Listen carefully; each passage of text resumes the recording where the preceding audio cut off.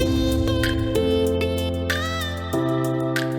there, I'm Jill Griffin, and this is the Career Refresh Podcast.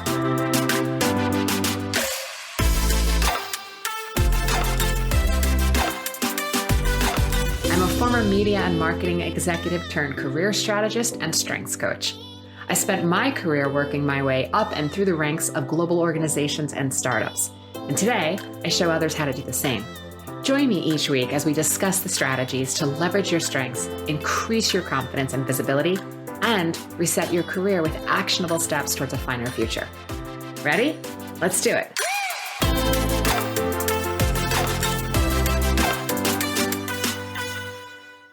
Hey folks, welcome back to the Career Refresh Podcast. I am your host, Jill Griffin. I hope you are having a great week. I know that I am. Last week, my article on how to fight ageism in the workplace during the interview process was published by Fast Company. And again, so many of you have been so kind and supportive of my work, and I appreciate you so much. And I gotta tell you, staying focused, creating content, and then seeing your work out there does not get old for me.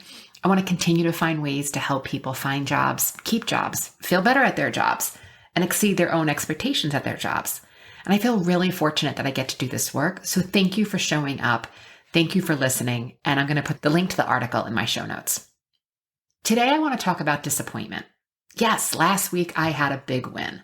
But like many of you, I'm human, I'm messy, and I continuously need to work consciously through disappointments as they pop up in my life. Recently, I was speaking with a client and they were expressing their feelings that back there was a previous professional experience that they ended up feeling really disappointed. And then they felt stuck in moving forward. So if you're wondering how others work through disappointment, it's typically because they evaluate what happened, they process it, and then they move on. But if you're someone who struggles to release the disappointment, that's also common. And we just need sometimes a little bit of help. And whether you're feeling disappointment because of an opportunity didn't take shape, or by someone else's actions or inactions, or even you're disappointed in yourself because of your own action or inaction, I'd offer that we can manage our disappointment when we begin to learn how to manage our mind. And as one of my mentors says, even a half-managed mind can create a heck of a lot of success for us. So one of the first things we need to look at is managing our expectations. And as I've heard been said many a times, expectations are future resentments. Some disappointments we can process quickly and they don't linger, and others take more time for us to process.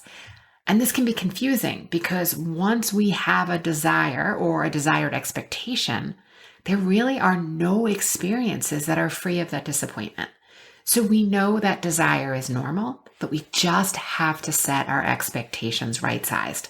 When we expect results or performance outside of our own control, and the only thing that we can control is our thoughts and actions, then we're setting ourselves up for disappointment. Recently, I was disappointed in a business partner's behavior.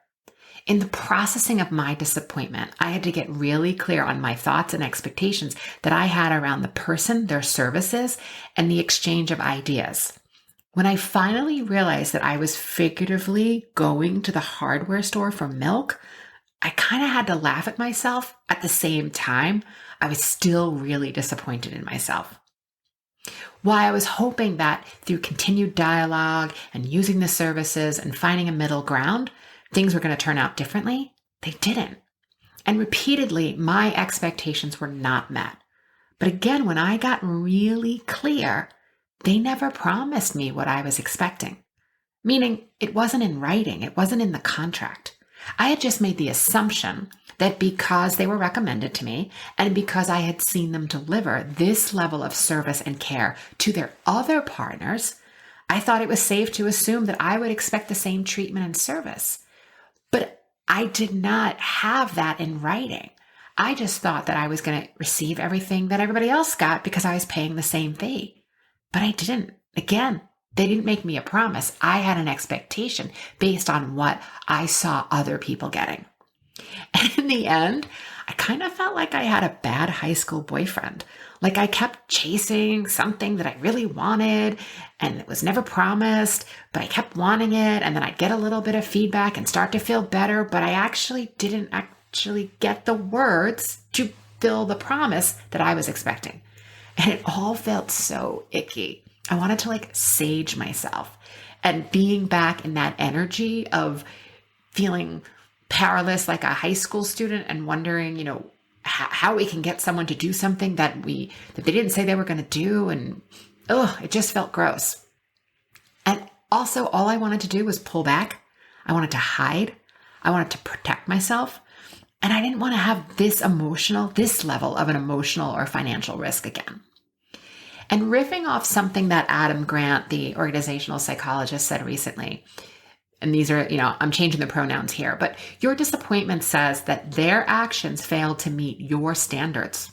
It doesn't mean they failed to stand by their principles.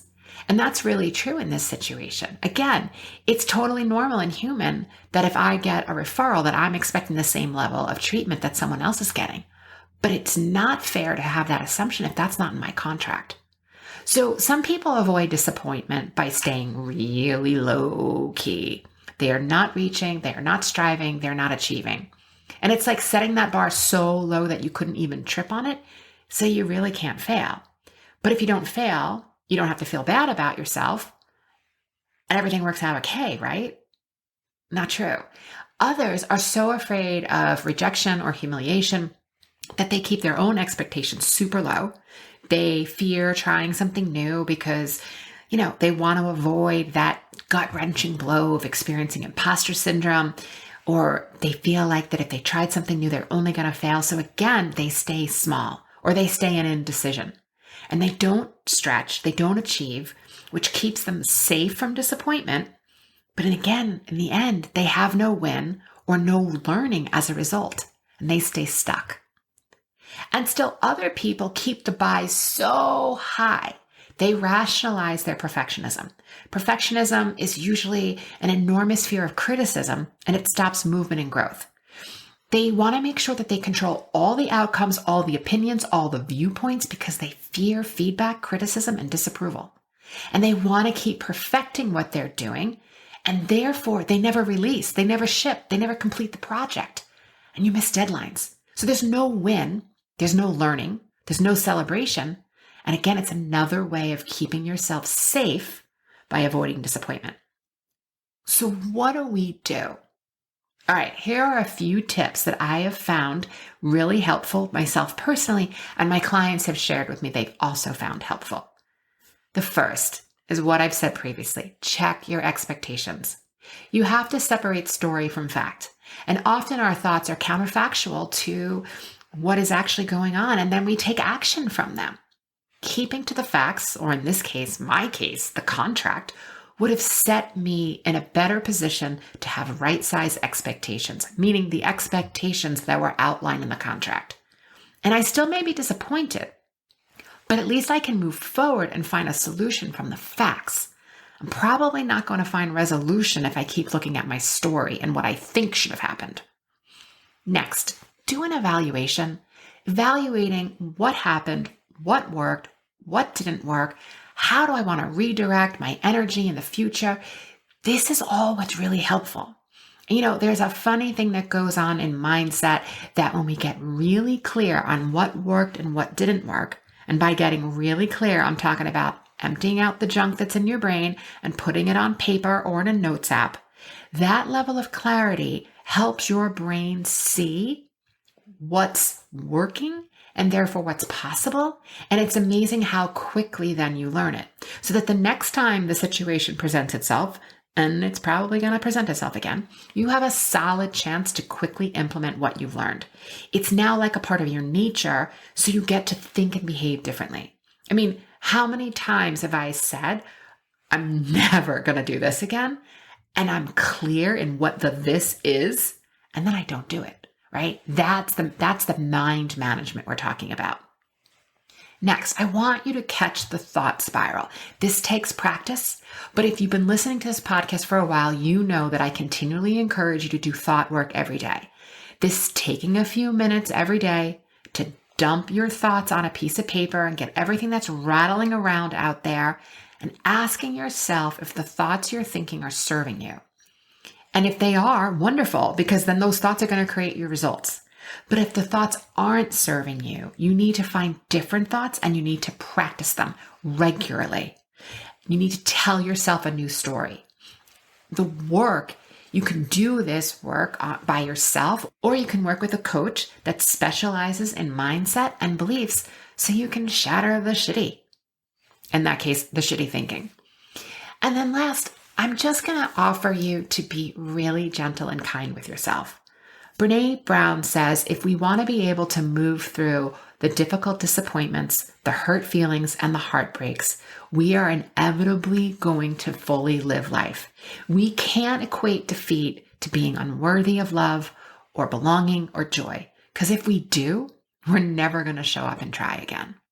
So I offer you, when you have a disappointment, think of a child, a person, a pet even, that you absolutely don't adore, that you would do anything for, and just treat yourself with the same level of kindness and grace, just for today, and then do it again tomorrow. All right, folks, let me know how you are working through your disappointments. Before I go, I want to ask you, who is helping you build a successful career? Do you have a plan? I'd be honored to help you. Check out the details in the show notes where you can schedule an appointment to see if either my private or group coaching is right for you. Okay, my friends, I appreciate you so much, and thanks for joining me this week. I'll see you next time. Thanks for listening to the Career Refresh podcast. If you're enjoying this podcast and you want more career and mindset tips, get on my email list by going to jillgriffincoaching.com. I'll also put that link in the show notes. But before you go, please rate and review this podcast, as it helps me get the word out to people everywhere so they can also thrive in the workplace. I'll see you next time.